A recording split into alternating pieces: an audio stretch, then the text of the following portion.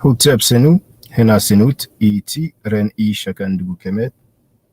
Hope you're doing well, brothers and sisters. Now, the title says, do you want to learn a language? As usual, for those who don't know, no matter what the topic is, no matter what the title is, we are always free to talk about anything you like. But I figured, why not touch on that subject? Why not touch on that topic of language? I am wondering, are there any of you who want to learn a foreign language?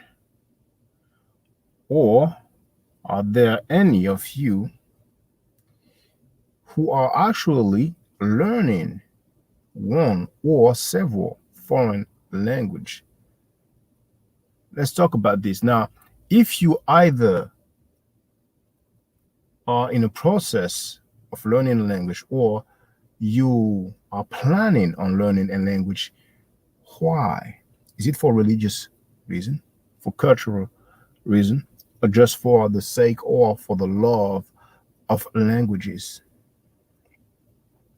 Have you ever tried learning a language and then for whatever reason you decided to stop? And if you did, why did you decide to stop? Let's talk about these, brothers and sisters. There's one thing I wanted to do. Oh, yes, I remember now. The calling link is here. Now, use this opportunity as a question and answer session also, if you like. If there's anything that you would like to ask me about, or even if it's not a question, if it's a statement you want to make, something that I have said or that I have shared that you either agree with or disagree with, then feel free.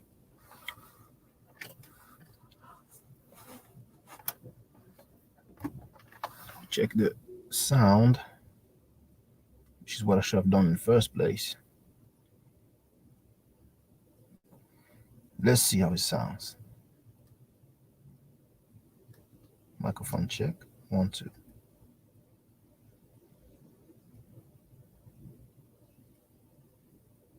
No sound.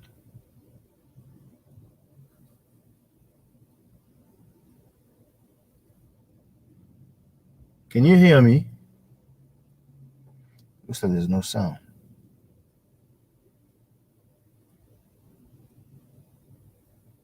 Why is it so? Okay, that's weird. How about now? No sound. This shouldn't make a difference. What do you? Undo. Why is it doesn't? Oh, okay. That's probably sound. It's because of this. So. What do you? Okay, that's good. Undo. It was the Bluetooth. Oh, okay. My phone was on Bluetooth. That's probably sound. So, can I remove this? Right. So, like I was saying, you can use this opportunity as a question and answers time. And whether it's something that you agree with or disagree with, then feel free. If you want to talk about current events, current news, then feel free. Let's have a talk. I don't usually have as much time as I had before in order to go live. So let's take this opportunity so that we can talk and see what's up. Now, myself, I speak French. I speak Haitian Creole. Well, we usually say Creole. Obviously English. The first language that I decided to learn by myself was Swahili. And every now and then you hear me speaking it a little bit. I'm not fluent, but I know a little some. And there are some other languages that I touched on, but of course there is the Medunecher. I've been studying it for a few years, and I also give some classes. And it's a real pleasure to share it, really. There are some other languages that I'm studying, for lack of a better word, but I'm waiting to have a more advanced level before we dwell into that. But some of you might have an idea if you have watched a few of the videos.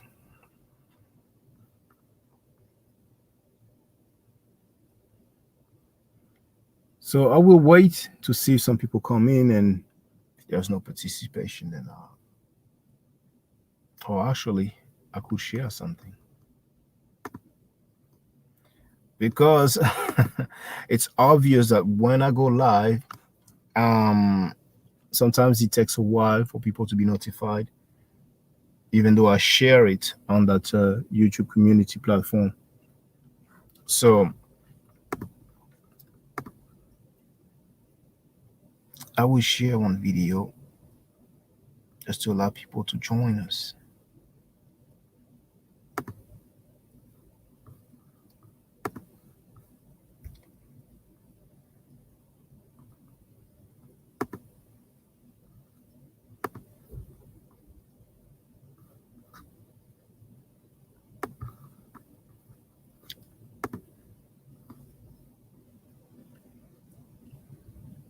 It's going to be this one.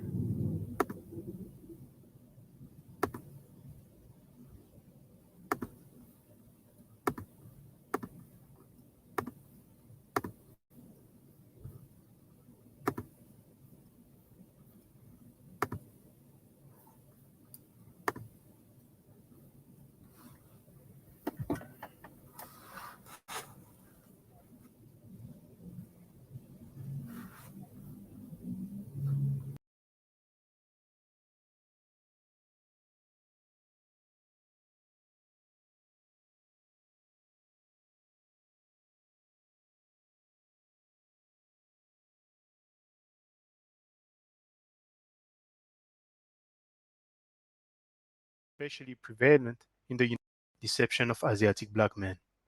Greetings to all. I am Shakandugu Kemet. We're going to start right off. Freemasonry, Encyclopedia Britannica 2012.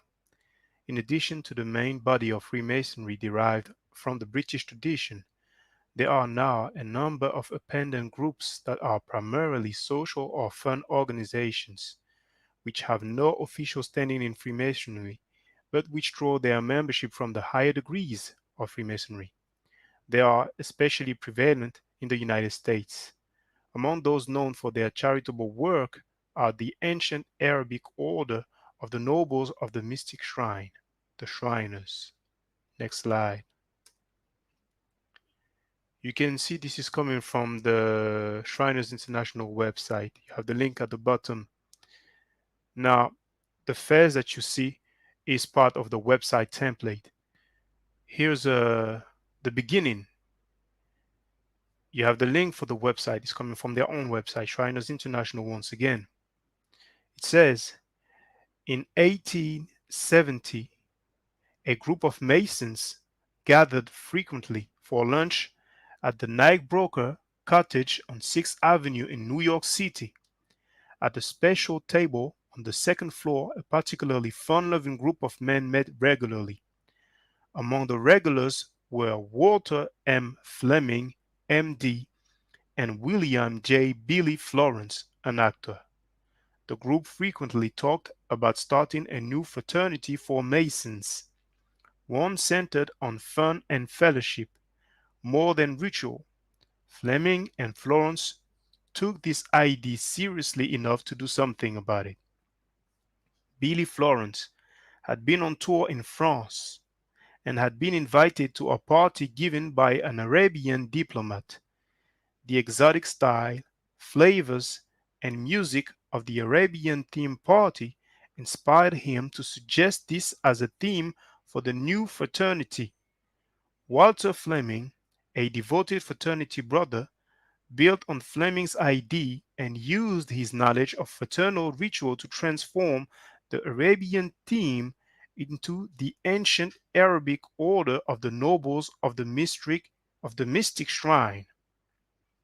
With the help of Knickerbroker Cottage regulars, Fleming drafted the ritual, designed the emblem and costumes, formulated a salutation, and declared that members will wear the red fez.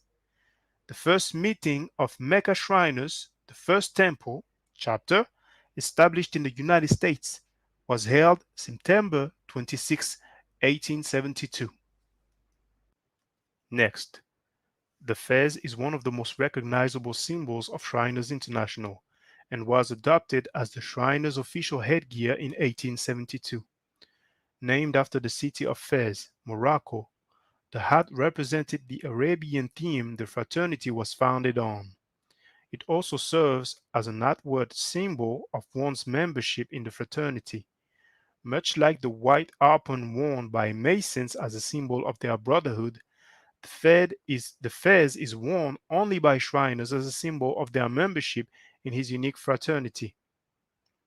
Today, the fez is worn at Shriners' function, in parades, and at outings as a way of gaining exposure for the fraternity. Members customize their fez to show their allegiance to their temple. Look closely at the fez and you will also learn other important information about its wearer, such as membership in shrine clubs, special roles within the organization, and much more. Each fez is custom made, and a shriner may own more than one fez depending on his activities and memberships. Next, the emblem on the front of the fez, the crescent and scimitar, is an important part of the fraternity's theme and is representative of the characteristics embodied by the Shriners. The scimitar stands for the backbone of the fraternity, its members. The two claws are for the Shriners' fraternity and its philanthropy. The Sphinx stands for the governing body of the Shriners. The five-pointed star represents the thousands of children helped by the philanthropy each year. The emblem also bears the phrase Robur et Fureur, which means strength and fury. Next, all Shriners are Masons, but not all Masons are Shriners. Shriners International is a spin-off from Freemasonry, the oldest, largest, and most widely known fraternity in the world. The Freemasonry dates back hundreds of years to when stonemasons and other craftsmen gathered after work in shelter houses or lodges. Over time, the members organized into Masonic guilds, and the tools of their trade, the square and compass, became the symbol of their brotherhood. Over time, Masonry evolved into organization that began to accept members who were not craftsmen. Today, Masonry is built upon a foundation of improving character and strengthening communities, though the square and compass are still the symbols of the fraternal brotherhood. When Shriners International was first founded in 1872, the organization built on the principles that guided Freemasonry, while adding an element of fun and ultimately philanthropy that set Shriners International apart. The two organizations are also structured similarly. Shriners have temples, Masons have a Blue Lodge or Craft Lodge. Members of the Masonic lodges are required to learn about their fraternity and earn a series of Masonic degrees.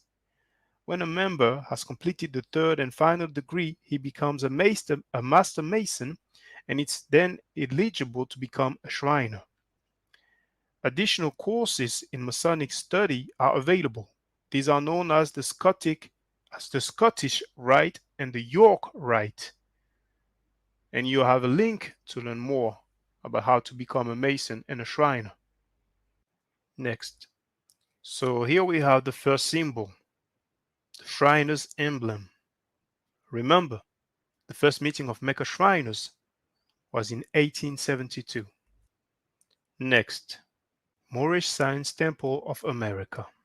U.S. religious movement founded in Newark, New Jersey in 1913 by Timothy Drew, known to followers as Noble Drew Ali and also as the Prophet. Drew Ali taught that all blacks were of Moorish origins but had their Muslim identity taken away from them through slavery and racial segregation. Drew Ali moved his organization several times and ultimately settled in the mid-20s in Chicago, where he found success. He died under mysterious circumstances during a period of internal strife, and the Moorish Science Temple of America split into several factions. The Nation of Islam grew out of the contested succession to Drew Ali and became a separate organization in Detroit in 1932. Next, here you can see several of the symbolism of the MSTA. Next, this is a well-known picture, and where you have the arrow, that individual pointed. Some people do say that this is Fard Muhammad. This is not my claim. This is just for the record. Next, teachings of Noble Drew Ali. This is coming from the Moorish questionnaire, better known as the Moorish 101. Number 5. Who is Noble Drew Ali? He is Allah's prophet. 11. Where was Noble Drew Ali born? In the state of North Carolina, 1886. 12. What is his nationality? Moorish American. 13. What is your nationality? Moorish American. 14. Why are we Moorish Americans? Because we are descendants of Moroccans and born in America. 17. What is our religion? Islamism. 43. At what age did Jesus begin to teach? At the age of 12. 44. Where did he teach? India, Africa, and Europe. 88. What is meant by the word black? Black, according to science, means death. 94. Will you define the word white? White means purity. Purity means God, and God means the ruler of the land. Next, you have the link to this website, and you can see the flag of the Moorish, well, what they call the Moorish flag. Next, here is a quote from the book The Messenger, The Rise and Fall of Elijah Muhammad, page 62.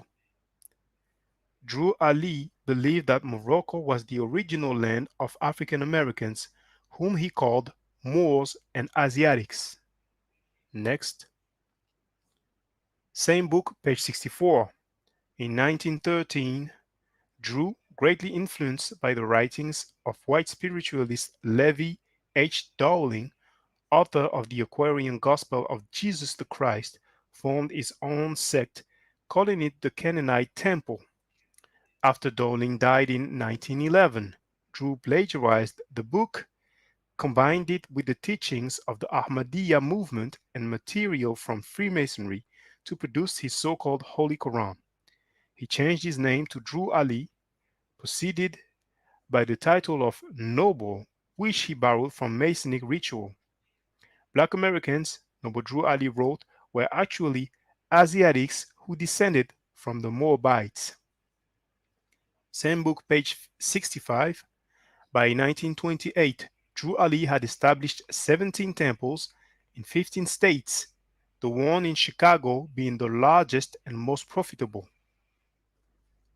Next, here you can see the quote-unquote Moorish Quran, also known as the Seven Circle Quran, and on the right the cover of the book The Aquarian Gospel of Jesus the Christ, which was plagiarized by Drew Ali. Next, here you have the symbolism. We have started with the Shriners emblem in 1872, and then we can see the similarities with the Moorish flag.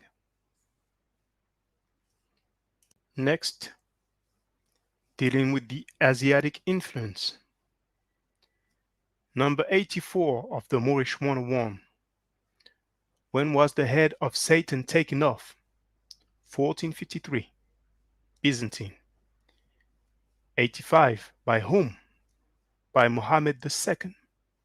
Now, Encyclopedia Britannica 2012 tells us about Mehmed II, Ottoman Sultan from 1444 to 1446 and from 1451 to 1481. A great military leader, he captured Constantinople. Now, Constantinople, from the same source, largest city and seaport of Turkey. It was formerly the capital of the Byzantine Empire. Now, dealing with the title Bey, common to the Moors, comes from Turkish Bey, Old Turkish Beg, Arabic Bey or Bey. Title among Turkish peoples traditionally given to rulers of small tribal groups, to members of ruling families, and to important officials.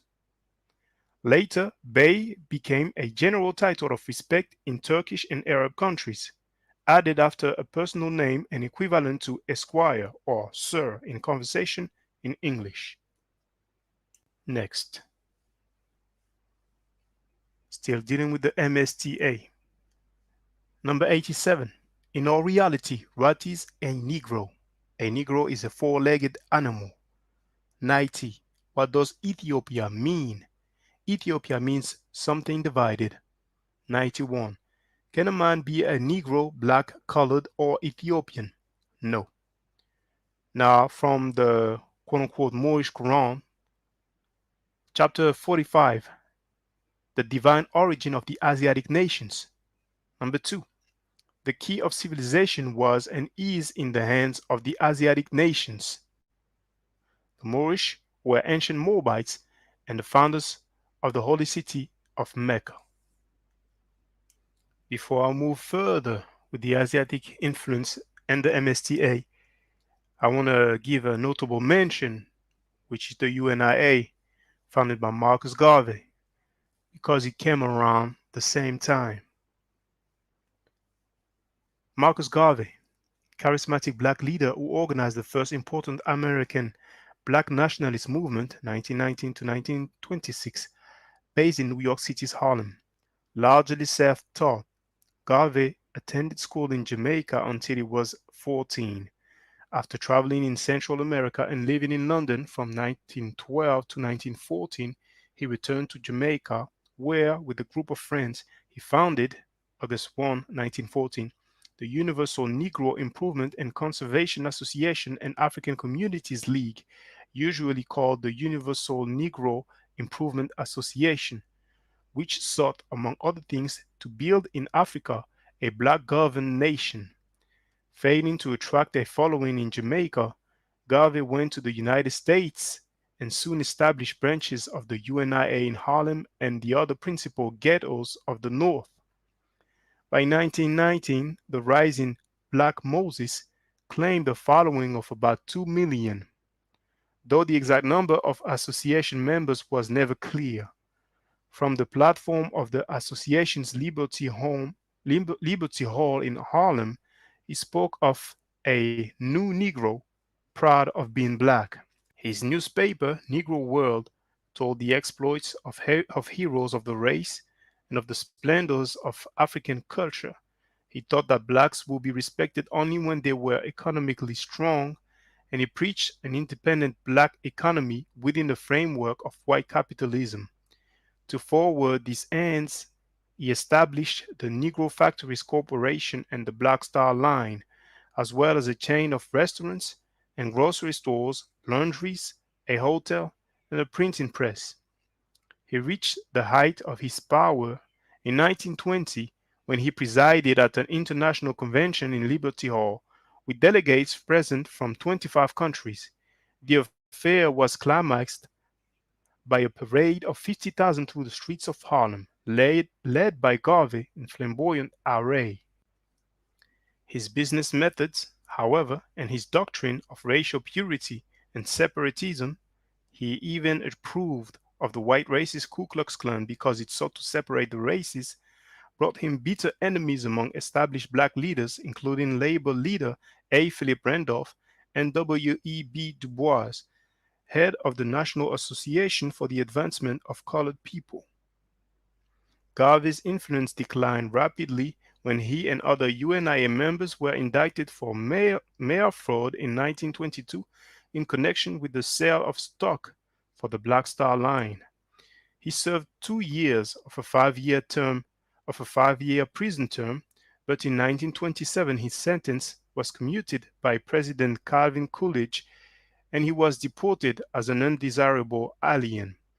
He was never able to revive the movement abroad and he died in virtual obscurity.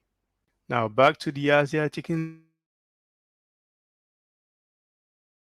influence to the nation of Islam. Here you have a picture of Elijah Muhammad wearing the fez, and in the middle, this is taken from the book Sheikh Dawood versus W.D. Fard, which is available online. Quote from Carl Evans' book, The Messenger, The Rise and Fall of Elijah Muhammad, page 60. As the UNIA spiraled downward, so did Elijah. Strong drink became his communion wine, and festering racial animosity the bread that sustained his dying dreams. He blamed white people not only for Garvey's downfall, but for the bankruptcy of the UNIA members who had invested their savings in Garvey's steamship stocks. Like a million other lost souls, Elijah wandered from organization to organization seeking spiritual fulfillment. One of his first expeditions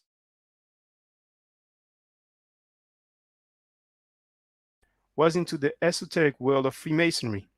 Since the mainstream Masonization, the ancient Arabic order of the nobles of the mystic shrine of North America was all white, Elijah enlisted in the all black ancient Egyptian order of the nobles of the mystic shrine of North and South America.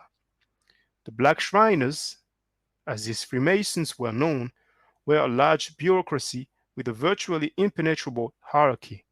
Next, you will hear from yourself Elijah Muhammad saying, confirming that he was once a Mason. Once I was a Mason too. Until I became a Muslim, I was a Mason. Next, quote from the same book, page 62. Repentant, Elijah again promised to quit drinking and to give Clara back the proud man she married. As part of his spiritual quest, he attended meetings of a local temple that called its religion Islam and whose members were called Muslims. The founder of the temple, he learned during his first visit, was a strangely dressed man by the name of Noble Drew Ali. According to the temple's teachings, Drew Ali was the seal of God's prophets, despite the word of the Holy Quran, the book that Orthodox Muslims accept as a direct word of Allah. As did Muhammad of the 7th century, Drew Ali produced a holy book, this one called the Holy Quran of the Moorish Science Temple of America. In Garvey deliver a speech, Elijah did attend a lecture given by Drew Ali in Detroit and was profoundly impressed. He was soon among the thousands of blacks who joined the Moors.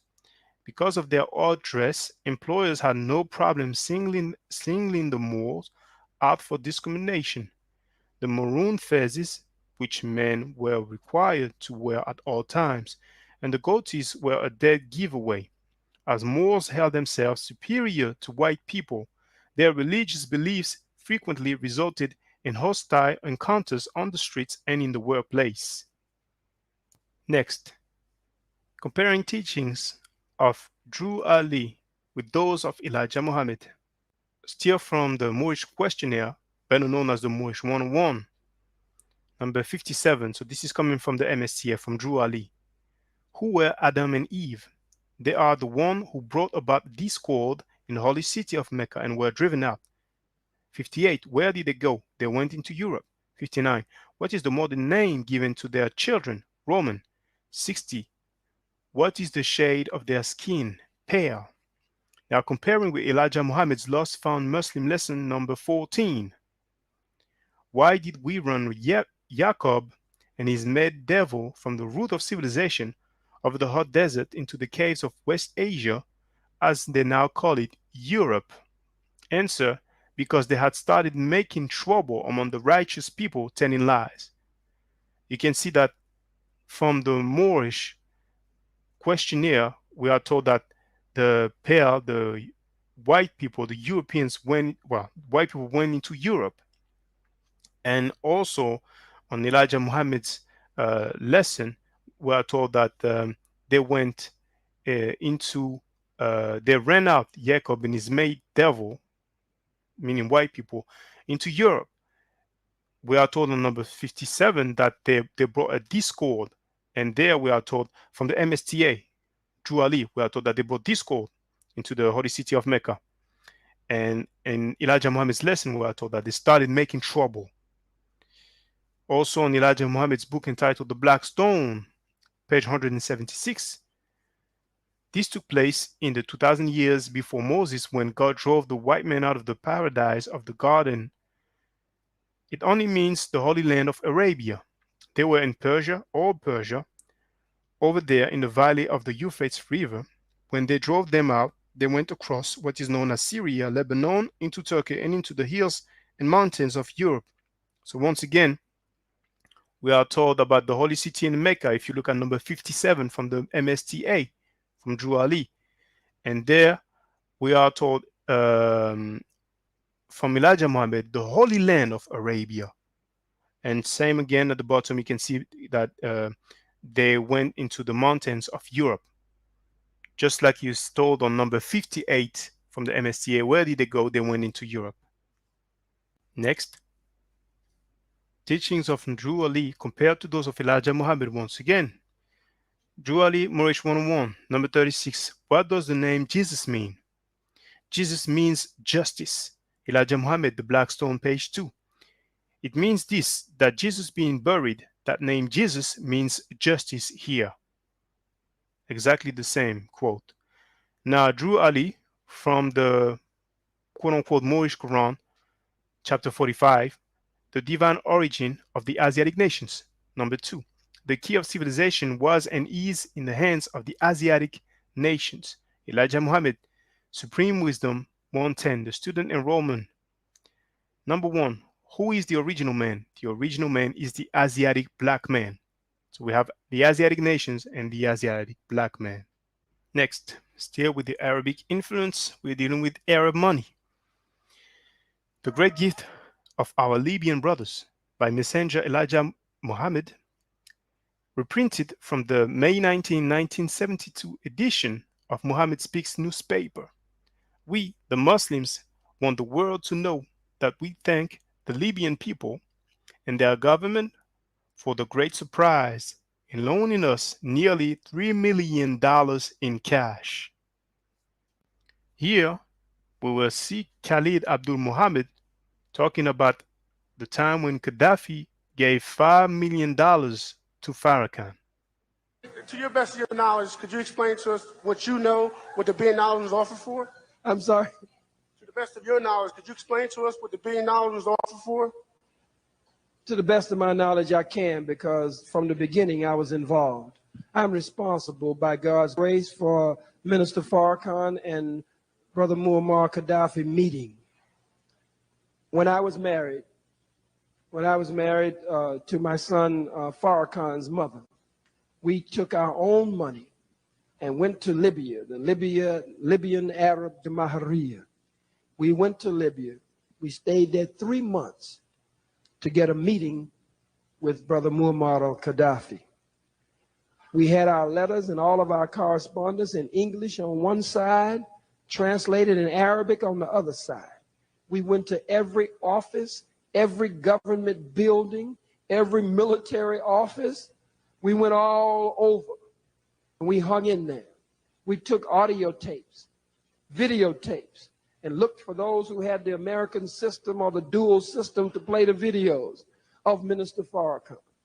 We did everything to get a meeting between Minister Farrakhan and Brother Gaddafi, because Minister Farrakhan had sought a meeting with him years back. And when he arrived in Libya to meet with Gaddafi, Gaddafi's plane was taking off. There was a miscommunication and something had happened and they missed each other. So I was dedicated to the two of them meeting. And I stayed in there and laid in there until God helped me to set up the base and the foundation for the $5 million that came to Minister Farrakhan. I did the work of cutting down the underbrush, paving the way, and opening up the way for the $5 million. So we had $3 million, nearly $3 million to Elijah Muhammad from Gaddafi. Then we have $5 million to Farrakhan from Gaddafi. Now we will see that Khalid Abdul Muhammad was a Mason. We would like to present to some and introduce to others a man that need no introduction. He's a man that has been initiated into the degree of apprentice, passed to the degree of a fellow craftsman, and raised to the sublime degree of a master mason, walked into the lodge of perfection where perfect men were at council, and from this point walked on into the consistory and crowned the sublime prince of the raw secret of the 32nd degree king of the harmonic sands of the desert, trying to find rest in the shade of the oasis, washed in the pool of Mecca, kissed the black rock of Jephthah, and stepped back on the square and declared himself a man of noble birth.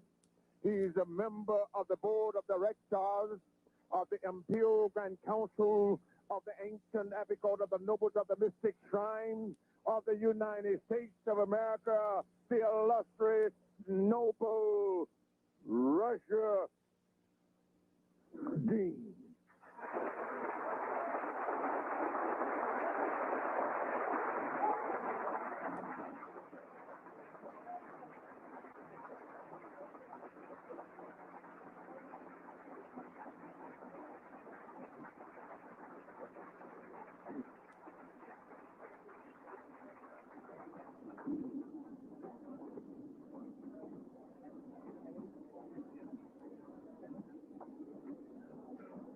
Brothers and sisters, may I have your attention, please? Brothers and sisters, in Islam, we are taught by the Honorable Elijah Muhammad to begin every important event asking for the divine blessings, asking for the divine providence of Almighty God, and to begin every important event in His name. And I can find no other event more important than this Founders Day banquet, and to begin in the name and asking for His divine blessing. So in the name of Almighty God, Allah, and in the name of His Christ and His messenger, the Honorable Elijah Muhammad. And we thank that God, Allah, for coming as it was written and prophesied that He would come, seeking that which was lost. And we can find no other people fitting the description of the lost sheep, the lost brother, and the lost sister, except we, the 50 million or more so-called American Negroes who are lost here in the hells of North America. Lost sheep who have lost our names, lost our language, lost our religion, our culture, and our God, lost our folkways, our mores, and our norms. In the way some of us act, we have even lost our mind. And so we thank that God, it is written in the Bible that He would come seeking that which was lost and out of place. I greet you in the greeting words of peace, as spoken in the ancient tongue, spoken in the language that Jesus and all of the great worthies who came in the great line of divine, the language that they all spoke. They didn't speak English in those days. If Jesus were here at the Founders Day banquet to honor Dr. P.J. Jones tonight, Jesus would not stand up and say good evening, but Jesus would speak in the tongue of his time, and he would say, Assalamu alaikum. Be the hand. And so as it is written, this is the Lord's doing. When you see the Muslim and the Mason, when you see the Muslim sisters, and when you see the daughters of the various orders of the ancient Arabic order, when you see them begin to come together, you know that the dry bones are really beginning to shake and come together. There are some in this room together tonight that under ordinary circumstances wouldn't be together. But God has his hands on this whole situation. What we can take note of is 1. The fez with symbols similar to the Shriners worn by the introducer. 2. Khalid being called Master Mason. 3. Khalid called Noble. 4. Mention of Lodge. Next.